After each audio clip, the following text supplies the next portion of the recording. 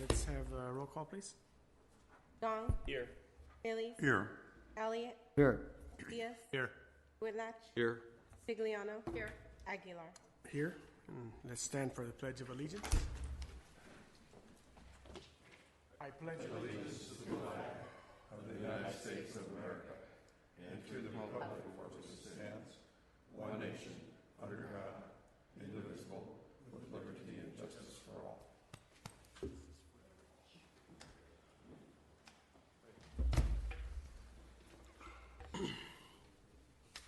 At this time, members of the public may comment on any item not appearing on the agenda. Under state law, matters presented under this item cannot be discussed or acted upon by the Planning Commission at this time. For items appearing on the agenda, the public will be invited to make comments at the time item comes up for Planning Commission consideration. So that all interested parties have an opportunity to speak, any person addressing the Planning Commission may be limited at the discretion of the chair. In order to be considered by the Planning Commission, testimony on public hearing items must be given at the time scheduled for the public hearing. At all times, please use the microphone and state your name and address for the record. And as a courtesy to those in attendance, please turn off your cell phones or place on alert mode. Is there anyone wishing to address the commission? There's none, so we will continue to item 3, which is the approval of the September 26 minutes. I make a motion to approve the September 26, 2018 minutes as presented. I second that motion. Gong. Yes. Bailey's. Abstain. Elliott. Yes. Diaz. Yes. Whitlatch. Yes. Figliano. Yes. Aguilar. Yes. Item 4 are the parcel map public hearings. Actions on all parcel maps in this section of the agenda will be heard in one public hearing unless anyone wishing to discuss any of these items requests that it be pulled for separate public hearing. No staff presentation will be given on any item unless requested. In any case, there will be a separate vote on these items. Do any of these items need to be pulled? Anyone wishing to speak on them? And then we will open the public hearing. And we'll begin with item A, tentative parcel map number PPM 18-036.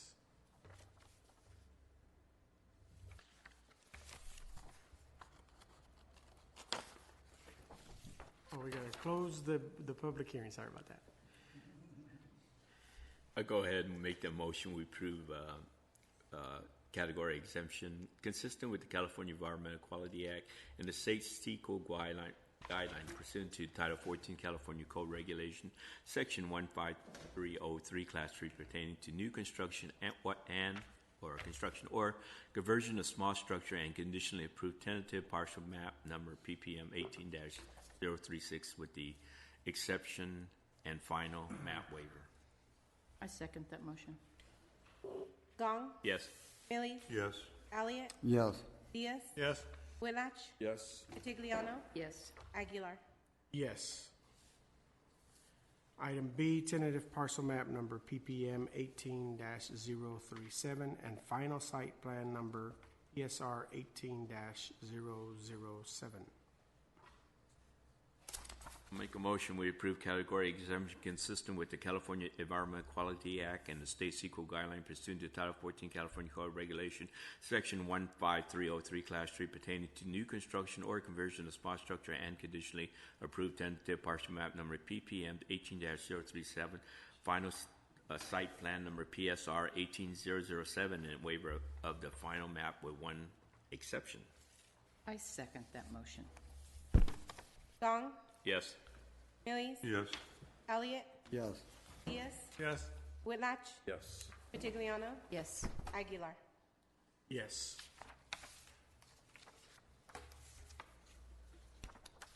Item C is tentative parcel map number PPM 18-039.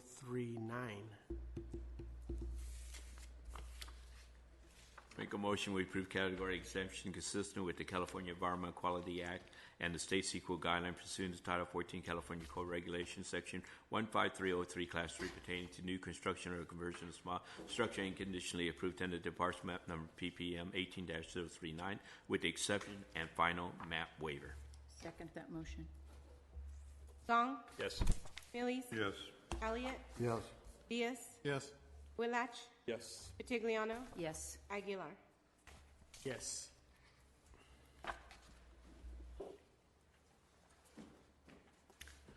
Okay, we'll move on to the public hearing, item number 5, A, special use permit PSP 18-061. Good morning, Chairman Haglar and Commissioners. I'm April Hill, Project Planner 3 in County's RMA Planning Branch. LMG Ag Products requests a special use permit to allow an agricultural chemicals facility for commercial storage, handling, and distribution of herbicides, insecticides, fungicides, crop nutrients, and fertilizer. The site is a 1.29 facility, acre site on two sides of the road. The parcels do not have any code compliance violations. The project was discussed by the Project Review Committee last April. LMG Ag Products warehouses, inventories, and ships products to its customers from the site, but it does not manufacture there.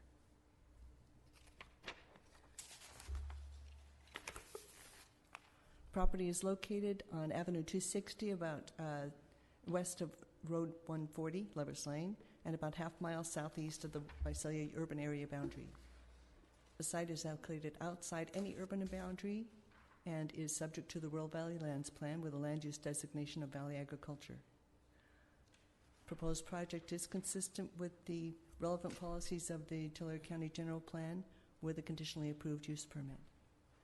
In particular, land use policy LU 2.5 states that counties shall encourage beneficial reuse of existing or vacant agriculture support facilities for new businesses. No traffic study or noise study are required, and the property owners must sign a right to farm notice.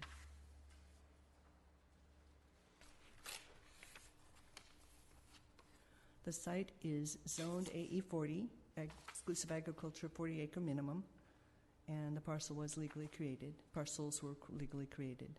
Surrounding properties are also zoned AE 40 and contained agriculture and scattered rural residences. Access to the site is direct for both parcels to Avenue 260. The estimated maximum daily trips will average 20. Public Works requires construction of a drive approach at each proposed or existing point of access, which is deferred to the building permit stage.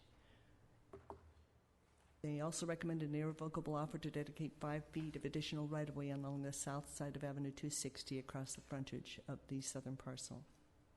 The company has current Department of Transportation permits for transporting materials from the distribution center to customers.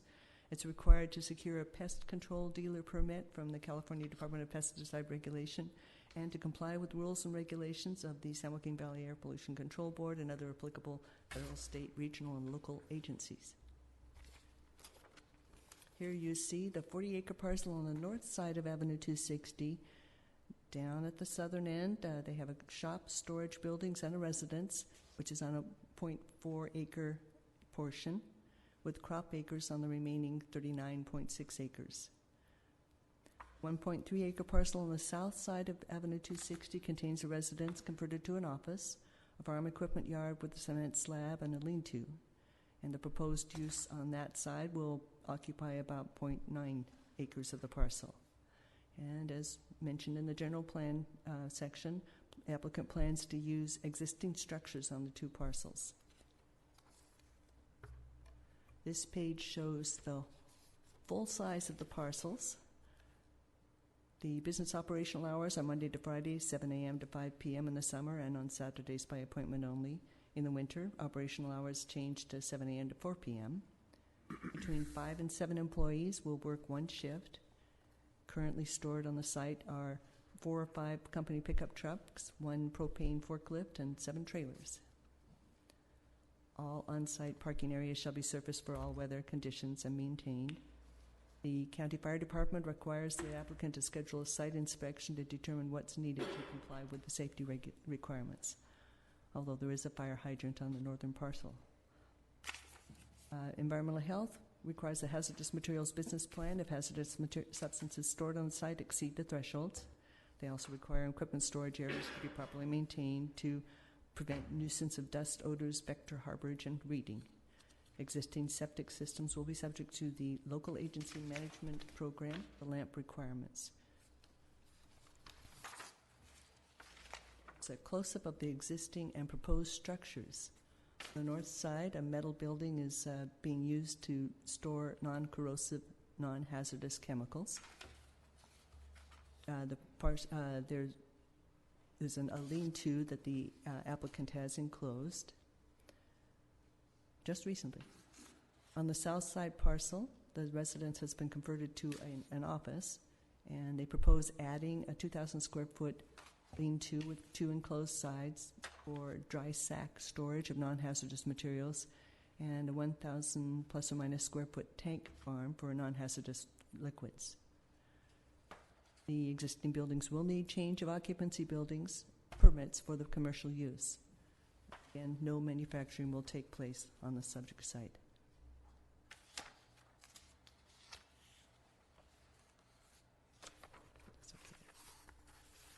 California Natural Diversity Database of June 2018 shows no species of concern in the area. The site does not contain wetlands or waterways. Project will not have a significant effect on the environment, has been determined to be categorically exempt, consistent with California Environmental Quality Act and state CEQA guidelines. Section 15061B3, the general rule, Section 15301, existing facilities, and Section 15303, new construction or conversion of small structures. The project will not have the potential for causing a significant effect on the environment, therefore is not subject to CEQA. They'll use existing structures, and about 3,000 square feet of new structures will be constructed. The chemicals warehoused on the site are not hazardous, explosive, volatile, or poisonous. The site is about 800 feet from the nearest neighboring residence, which will minimize any nuisance or noise. Public notice for the project was mailed to surrounding property owners and published in the Visalia Times Delta with a 10-day public comment period.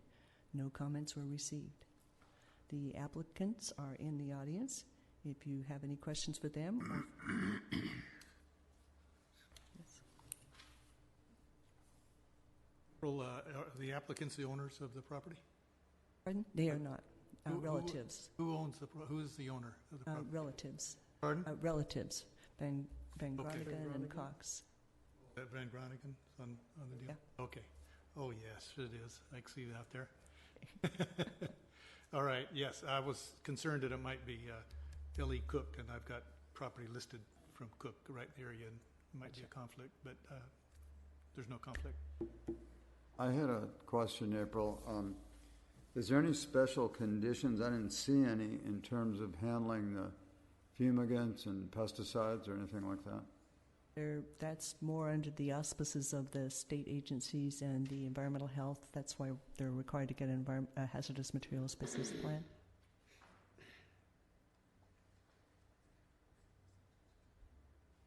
I have a question. It's a large piece of property. Is the owners going to farm it? They're going to continue farming, doing the field What's on there crop. now? It's field crops? Walnuts. Walnuts. I thought it was trees. Okay.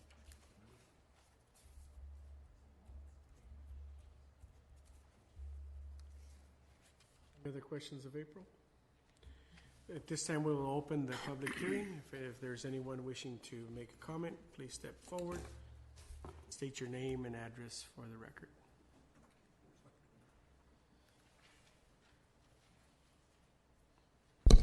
Good morning, Chairman, Commissioners. Josh Cox, 2789 Bellport Avenue, Tulare, California. Just wanted to speak on behalf of the matter. Our business plan going forward is vital to the surrounding customer base. As we all know, agriculture is a thriving industry and not going anywhere as long as we plan to continue eating. Our business is vital because of the nutrients and pest management that's needed to continue to produce higher yields throughout crops that we plan to send product to: citrus, walnuts, pistachios, almonds, dairy forage, and the list continues. We appreciate approval of the matter. We've worked very closely with April now for 7 or 8 months to get everything put together. If you have any questions, I'd be happy to answer any.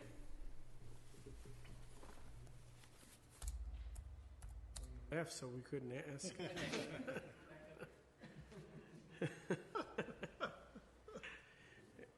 All right. Anyone have any additional questions? No. Yes. Environmental planner. Was Mr. Elliott's question answered regarding any type of regulation or permits that you need for DPR or something like that? Yeah, so we report directly to DPR. We also report to the ag commissioners in each county that we send product to. So that's kind of governed on a matter of, we report to the Department of Pesticide Regulation. It's a biannual permit that we have to apply for and follow the regulations. In regards to the county, we send reports on a quarterly basis of the products that are sent out, and based on the permits that are filed with the county. Every farmer that purchases agricultural chemicals has to apply for a farm use permit that is with the county. They go through testing in regards to safety and those sort of things. We also put on, out of courtesy to customers, safety training and those kinds of meetings on an annual basis, just to assure that everyone's doing as they should correctly with chemicals and fertilizers of that matter. So Is there any disposal protocol? Disposal, we have, when we, if a chemical is ruled out by the EPA, which most of you have probably seen, we're fighting on Laura's ban they're trying to outlaw Laura's ban use throughout the United States. When something like that comes into effect, it is the manufacturer's responsibility to, one, take over product from the distributors, which would be us, as well as reach out to growers to turn in those type of chemicals that are no longer being used. As some of you probably saw yesterday or Monday, Tulare County Ag Commissioner had a big event of disposing of chemicals where Clean Harbor came in, took care of the disposal of all those chemicals that are no longer able to be used in accordance with the law, and I think I read that they ship them to Utah or Nevada for disposal in proper manner. So there's companies like Clean Harbor, Chemtrek is another company that we utilize for those types of disposal when needed. are you currently operating somewhere else? Or? No, sir. So the backstory of our business is it kind of started off as a farm operation, and it's kind of continued to grow beyond that.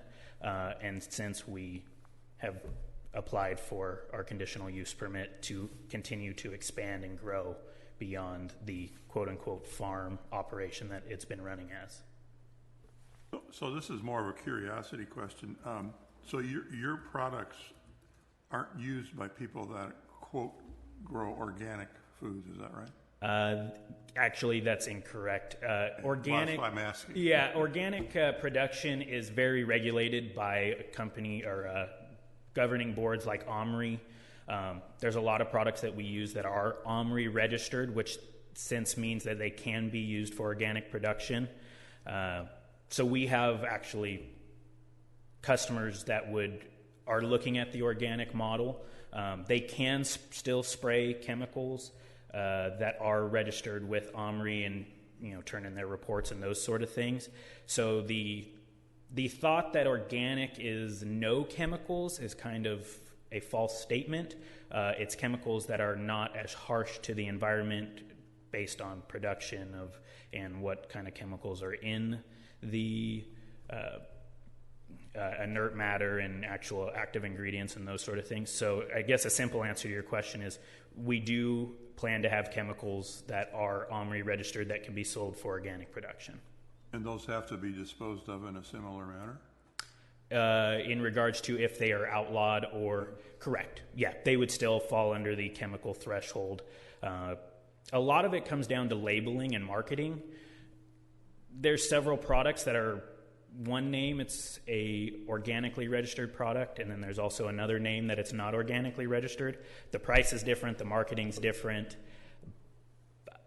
I don't know, I feel a little bias on the subject of if it's really organic or not. But yes, they would still fall under the same protocol as regular chemicals. Thank you. Josh, do you apply, do any applications? We do not. We do not handle any application. We're strictly distribution. Josh, I have one question. First of all, great answers. Thank you. Answered so good. This, again, is personal. It has nothing. How can you compete with the large conglomerates that are out there selling product? The simple answer is overhead. The large conglomerates take on an exuberant amount of overhead, whether it be equipment, staff, all kinds of things. Our motto is we're lean and mean, and that's how we're going to be able to compete. There's a lot of politics that are in the chemical industry in regards to manufacturers kind of hold the large conglomerates hostage. A little guy like us, it kind of works in our favor that it's probably not the right way to phrase it, but they don't care about us as much, so they don't. We don't have to abide by some of the same marketing requirements that the large conglomerates have to. Good luck with that. Thank you. Now you can sit down. Okay. Anyone else wishing to make a comment? Being none, we will close the public hearing.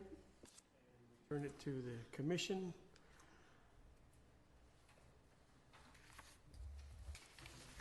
You ready for a motion?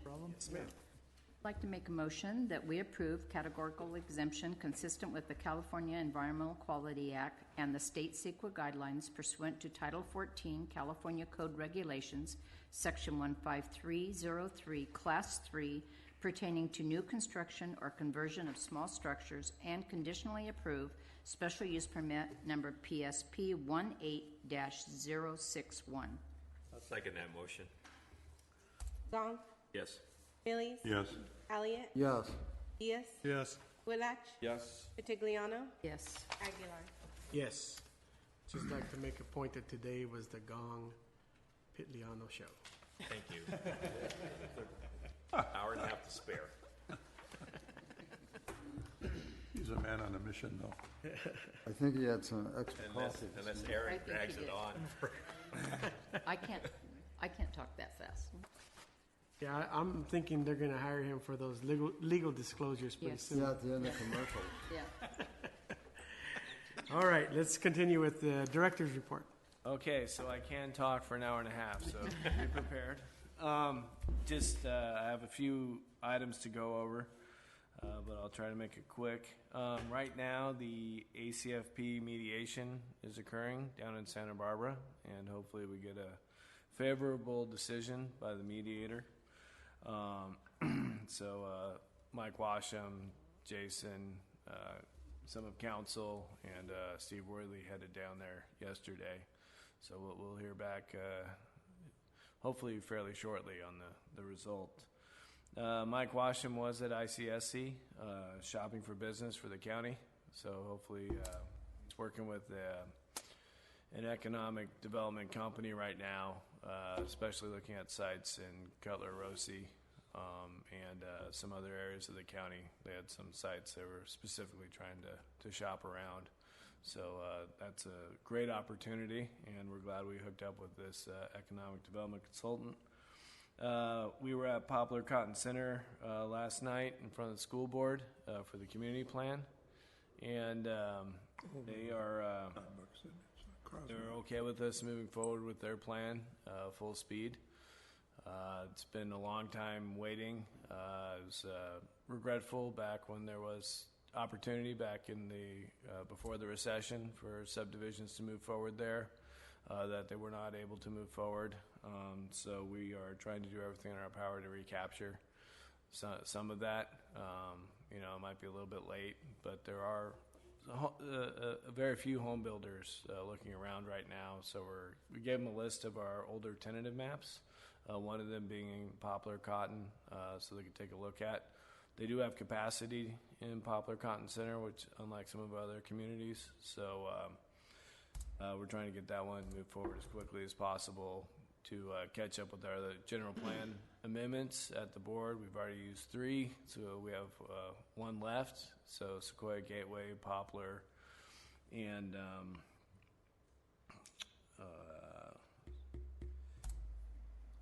we have to update our safety element for OES's purposes. Those will have to go forward to the board by December 5th.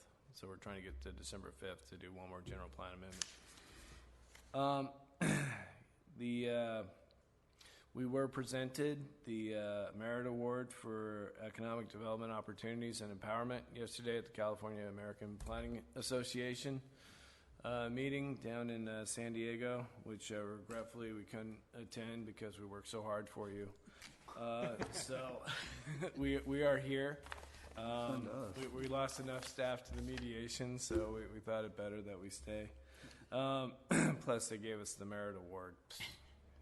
Anyway, so we have and if anybody wants to know, I'll give you the backstory on that privately. We have a kickoff. We had a kickoff meeting for the Road 64 design on Monday. So that design is moving forward full speed, but in the interim, we have done some shoulder widening out there, and you'll be able to see some overlay work being done to keep that road in a pretty good condition until the full improvements can be. First, we have to get funding, so that might be a couple-year process. But we are moving forward at full steam on that one. We're also working with TCAG currently on pursuing grant funds. Johnson is being made aware of this now because he's going to help us out.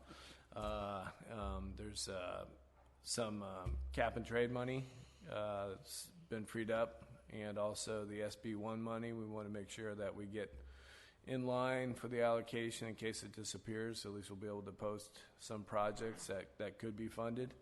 So TCAG's offered to assist us in doing that.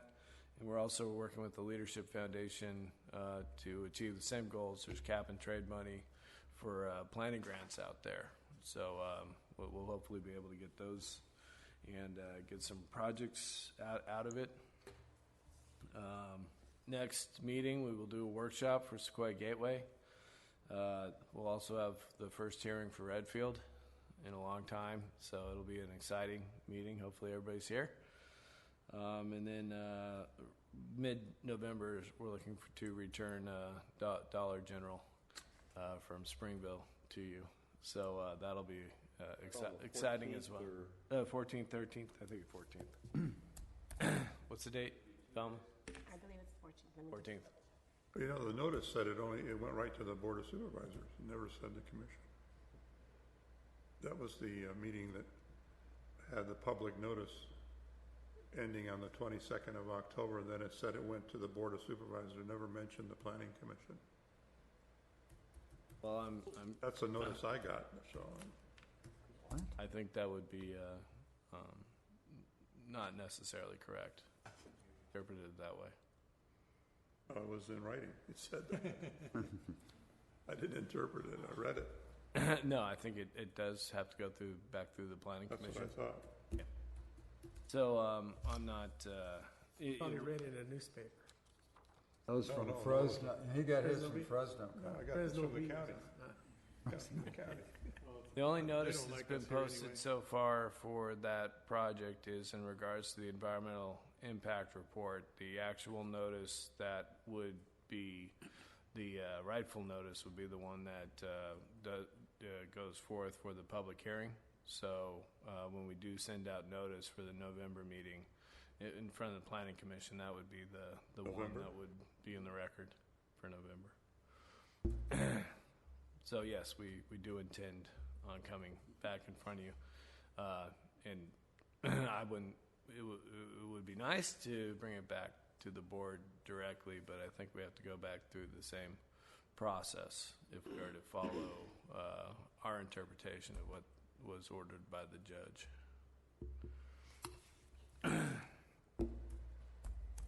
That's all I have. Do you have anything else? Public Works? I'll make this one quick. We have quite a few projects that are going to be going to construction.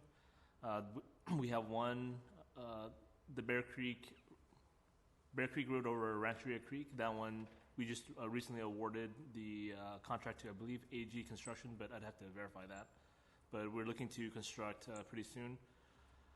Another note too is we have a lot of community projects. We have the Allensworth Elementary Sidewalk Project that will be in construction soon. It's good to have projects out there because I mean it is the community is out there, and so doing something for the community it's good for the county. We are advancing. Recently, we completed the Avenue 144 rehab project. And that was an overlay of the Avenue 144 corridor between, I think, west of Highway 99 to Road 64. And we are working closely with TCAG to advance some RSTP funding. I think it's Regional Surface Transportation Program to finish the overlay all the way to the county line. So that's something, and we're looking to construct in May of this year. So that'll complete the corridor from 99 all the way to county line. And that's pretty much all I have.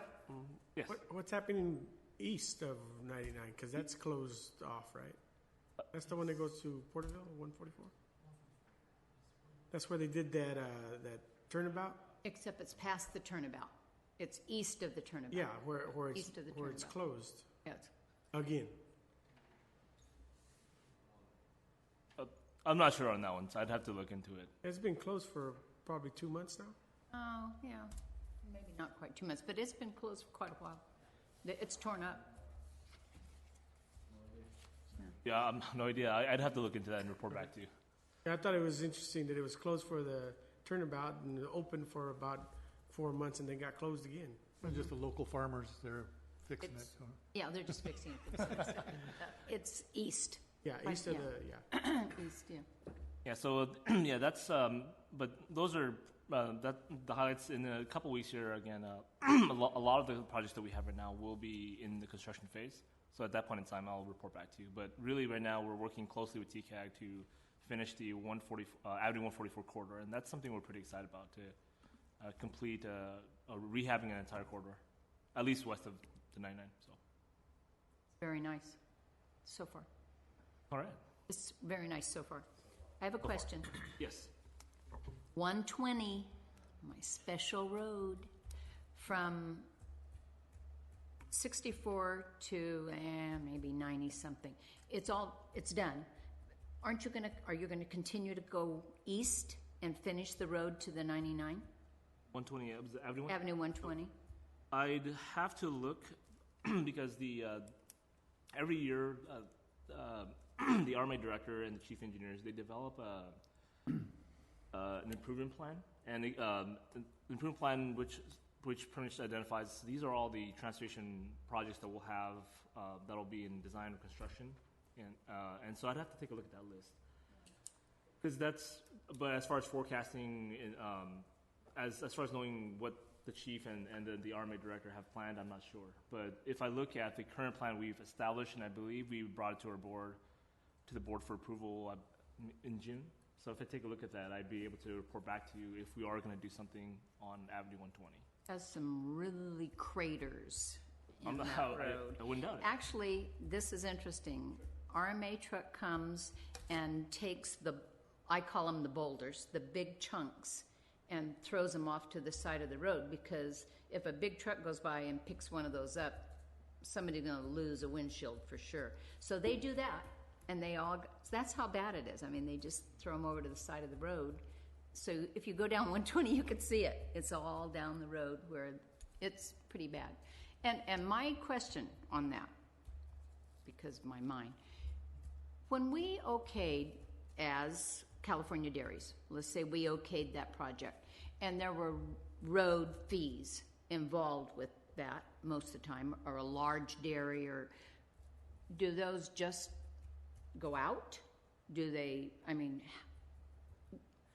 because the roads continue to fall apart, and it's because of heavy traffic. Right, and the reality is probably the only project we've ever required a road fee that was a non-SMARA project was that Pappage project. So CDI didn't have any fees associated with them. Way back. Way back in the day. There's a few that the previous planning commissions or supervisors required them to do that. That is within our police power and our purview to do. We're not big on impact fees in this county, but all of our SMARA projects pay a per mile fee basically. But it's not a very expensive fee. A lot of guys are paying $20,000 a year, $15,000 a year. So that would be definitely something with like I said, within our purview to address. But it has not been a strict precedent for this. Seems like it's like a one-time thing, but this goes on for years and years and years and years. Yes, and more Public Works is coming to our project review committee meetings to say this looks like a pretty heavy-duty traffic project. Even though it might not exceed any CEQA thresholds, you guys might want to put a condition in there. And we have done a few projects with per mile fee conditions. Aaron, if the per mile fees are imposed, does that target that road, or is it just going to the general fund for repairs throughout the county? Honestly, it doesn't go in the general fund. It goes into the roads department's funds. Right. And they have a list of projects that they've asked to get fees for, so those will get a higher priority. But they do have a trust fund where those monies go into. One of the challenges too is the county has over 3,000 miles of roadways to maintain. He's saying time is up. I think he's done. I think if John can type, I could play with her. I'm taking notes.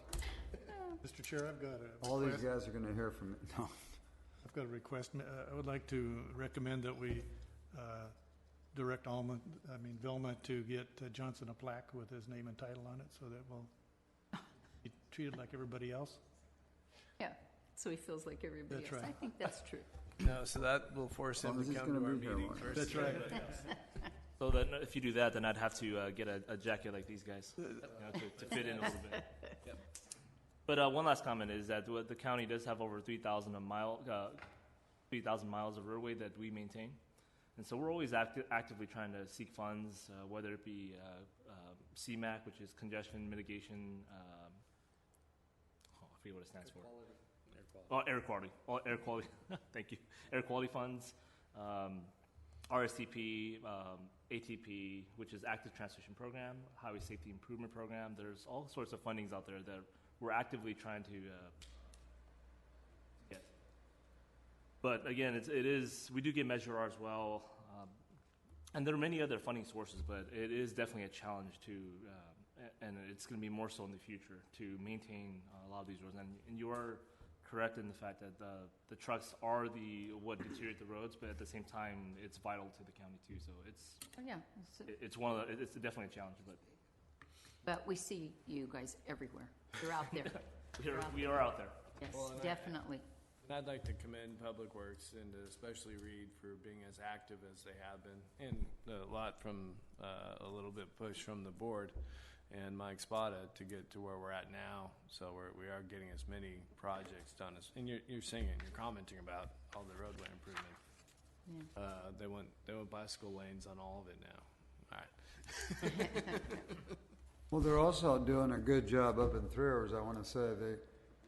We hadn't had any ongoing maintenance there in a while, and Our biggest danger really isn't to the vehicular traffic, but people that are riding their bikes on the county roads, and they've been up there filling the holes and doing what they're supposed to do, and we really appreciate it. What's interesting, I'm newer to the county. I've been with the county for about 2.5 years, so I'm still green compared to everybody else. But when I look at older photos, older meaning about 10 years, because we have some photos in the office, and it is interesting to see how many engineers we had back then. Maybe we had about anywhere from 5 to 8 engineers, and now we have quite a few, maybe I like to say 20 plus. We have a lot of more technicians, aides to provide support to the engineers. I know planners, I'd imagine that since that time, I'm sure we're going the other way. they're going the other way, and that's not good. But No, it is good. Very efficient. well, that's good. But yeah, so we are hiring more engineers, more staff to, and hopefully SB1 doesn't get repealed. That way, we can continue on hiring more staff, and with additional those funds, we do have a list of projects that we plan on doing. If once again, we're trying not to really do too much right now because we don't know what's going to happen. But should it go through, then you'll see a lot more projects out there. So that ends my report. Unless you have any Go to questions. Domino's, because they fix all the Yeah. I saw it on TV, it must be true. Have you ever seen one of those trucks? No, but it must be true, it's Oh, on it must be TV. true, yeah. Well, they work in the cities where they sell a lot of pizzas. We'll call On the internet. We'll call them, yeah. That completes the director's report. Anything else? Going? Jennifer? She's not back yet. All right, then, see you in a couple weeks. Actually, I will not see you in a couple weeks. I will be out of town, so, You're going to be at a reunion, or what? no, I'm going for some education. Yours I'll truly see you will. back in November. Yours truly will preside, running a tight ship.